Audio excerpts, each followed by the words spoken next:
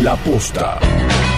Glenn Potolsky, director de Ciencias de la carrera de Ciencias de la Comunicación de la Universidad de Buenos Aires. Glenn, buenas noches, gracias por atendernos. Fabián Mántaras, Sebastián Peralta, aquí en La Posta Radio en AM1050. ¿Cómo estás? ¿Qué tal? ¿Cómo estás, Fabián?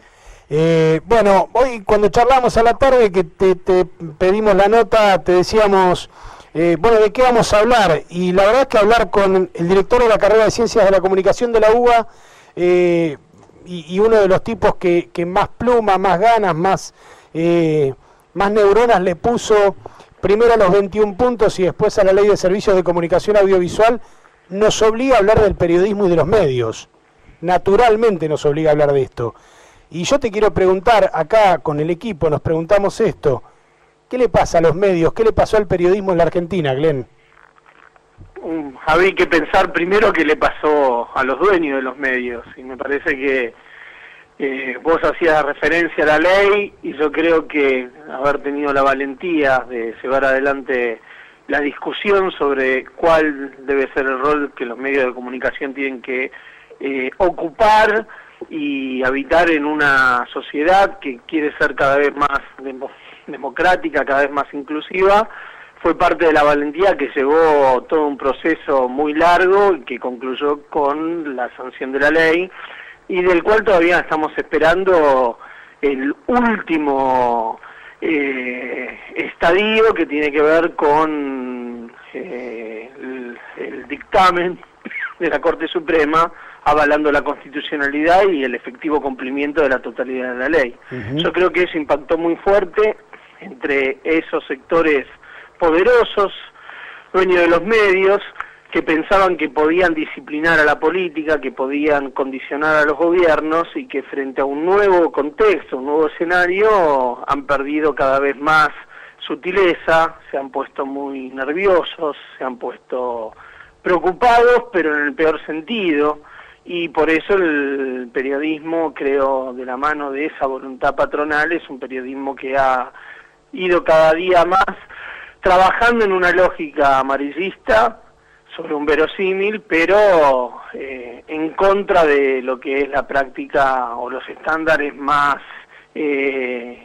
mínimos de lo que es el ejercicio de la actividad periodística. Digo, me imagino que para un tipo que piensa todos los días la comunicación y que además tiene la responsabilidad de formar a los futuros comunicadores y periodistas de la Argentina, y de perfeccionar a los que ya lo somos, digo, se le debe cruzar por la cabeza si este modelo de periodismo tendrá retorno, porque también me lo pregunto yo, digo, hace 20 y tantos años que hago periodismo y que amo esta tarea, porque digo, cuando aprendimos aquella famosa historia de el qué, el cómo, el cuándo, el por qué, que eso era la base del periodismo, a muchos de nosotros se nos ocurrió decir, pero yo soy así de chiquito, entonces que ya era periodista.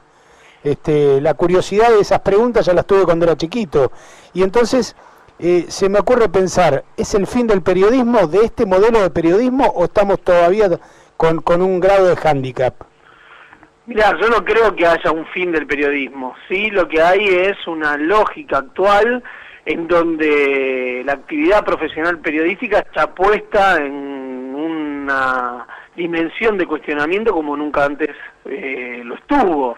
Y yo creo eso que tiene que ver con que hay nuevas condiciones en general en términos de transformaciones tecnológicas y de posibilidades que cada uno de quienes forman parte de esta sociedad empiezan a poder utilizar como herramientas propias, que tiene que dar lugar a un replanteo y a una forma nueva de entender lo que es un tipo de profesión, que es una profesión que se basa en el compromiso con la sociedad. Yo creo que todos aquellos que alguna vez anhelamos y hemos sido o queremos ser periodistas, saben que esa es una profesión que tiene un fuerte vínculo con un compromiso para una idea de lo que cada uno siente como lo socialmente justo.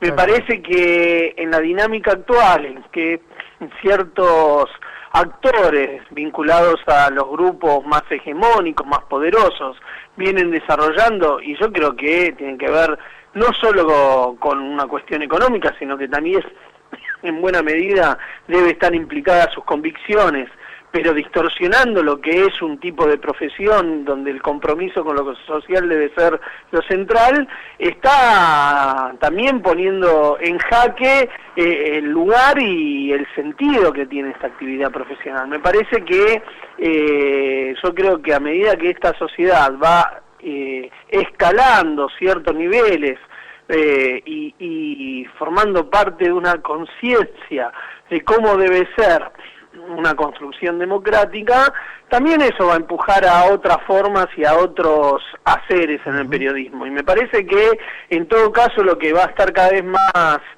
acotado es esta idea de la manipulación infinita, sobre la cual algunos se vienen montando en este último tiempo. Sebastián Peralta, buenas noches. Yo te pregunto, dentro de esta lógica actual que vos recién mencionabas, ¿cómo se trabaja con los estudiantes, digo, en la práctica?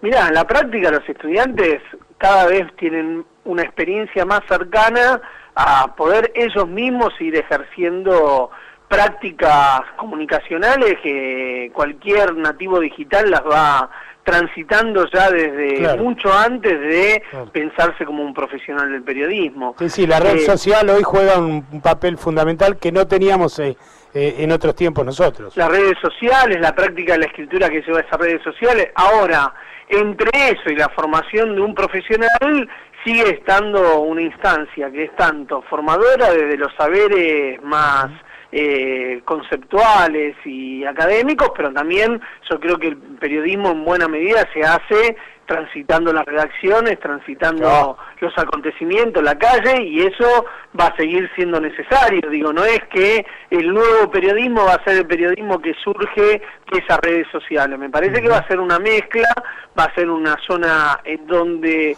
tiene que cruzarse inevitablemente todas esas nuevas maneras, pero también con una práctica que tiene una lógica en sí, que tiene un compromiso en sí. Entonces me parece que eso es lo que estamos aprendiendo a la medida que lo vamos estudiando, investigando y también pensando esos nuevos horizontes. También me imagino que se te debe plantear, digo, porque en el espíritu cuando ustedes, vos y otros compañeros de la comunicación se sentaron a enriquecer aquellos 21 puntos de la coalición y se transformó en la ley de servicios de comunicación y que ley que seguramente habrá que seguir enriqueciendo y mejorando, porque todo el tiempo la comunicación es esto, ¿no?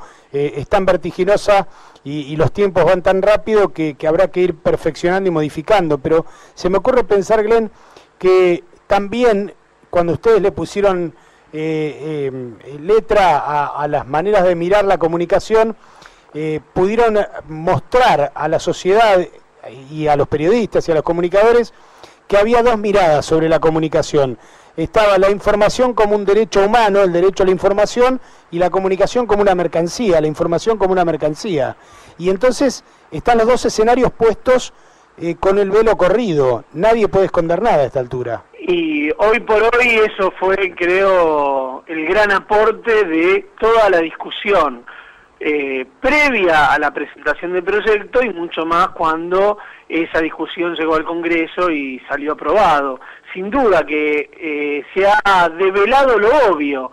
Había quienes tenían un interés puramente económico y desde esa concepción y ese interés económico y de la voluntad de acumulación es que operan en tanto actores en el ámbito comunicacional, y estamos hablando de los grandes grupos hegemónicos, y por otro lado algo que venía siendo una bandera de lucha. Digo, yo recuerdo, ni bien recuperada la democracia, las discusiones, los planteos, la creación de proyectos de ley como el del Consejo de Consolidación de la Democracia, en donde el centro de la concepción de la comunicación estaba basado en la idea de la comunicación como un derecho humano fundamental.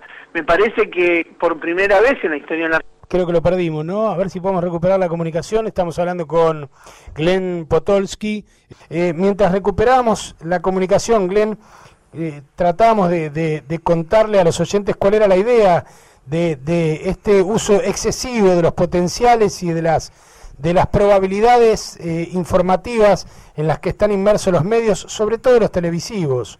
Sí, están trabajando sobre el verosímil más que sobre la búsqueda de la verdad, porque lo que permite ese verosímil es la construcción de clima, la construcción de un tipo de opinión en donde los medios están jugando claramente su carta política, no es que esas investigaciones y esa voluntad de conformar esos espacios de opinión van solo en torno a el interés de los contenidos periodísticos de un programa, sino que claramente están operando sobre la construcción de un verosímil para imponer un humor en la sociedad que se traduzca en un tipo de votación de acá primero a las PASO y después a octubre.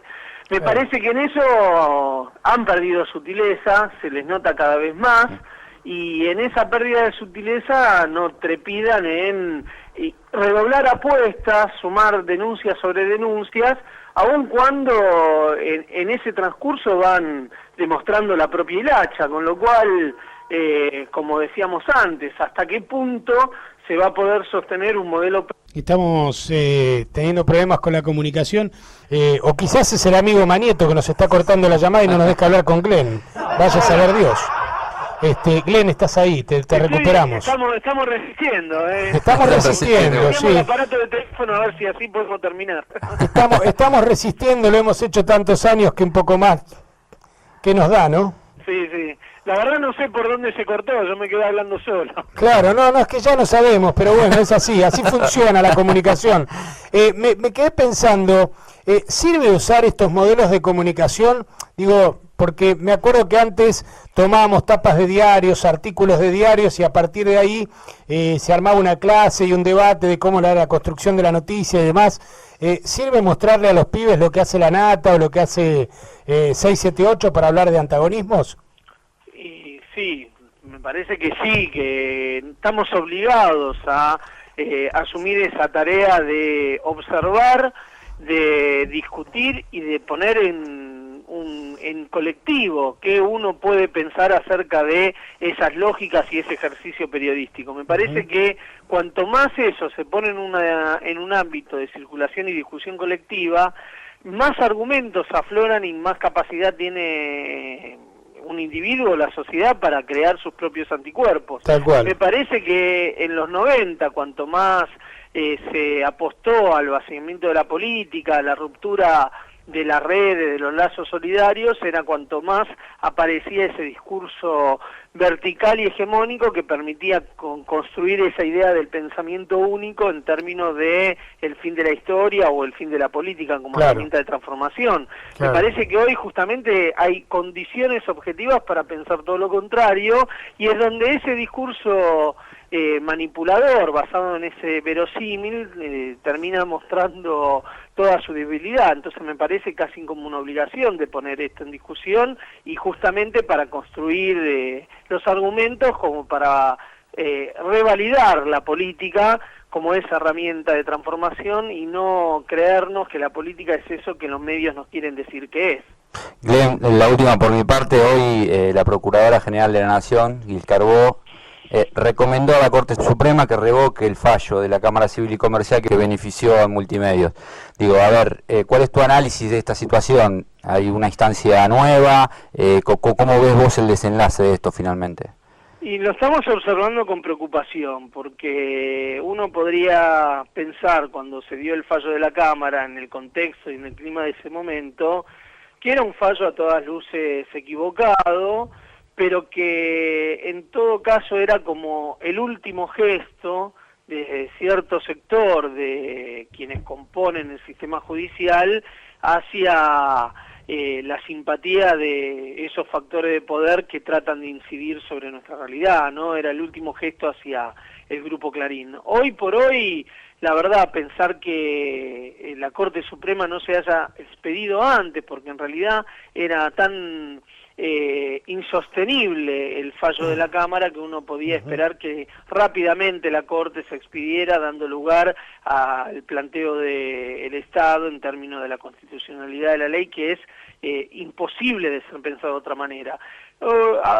La posibilidad de que pueda existir un fallo que solamente declare la constitucionalidad, como pretendió la Cámara, para el espectro radioeléctrico, para la radio y la televisión abierta, y no para el sistema de cable, es verdaderamente vergonzoso. Claro. Es casi como decirle al Estado que en los mercados monopólicos no tiene nada que decir. Claro. Y es decir, es entregar a los grupos económicos más poderosos el destino de la patria, ¿no? Entonces digo, la verdad que uno que confía en la Corte Suprema porque pretende seguir confiando en ese lugar delegado, por más que haya tenido las acciones que han venido llevando adelante en este último tiempo, mira con preocupación que pueda hacer ese gesto de casi, podemos decir, poner al servicio de los dueños del dinero al sistema judicial argentino. Claro.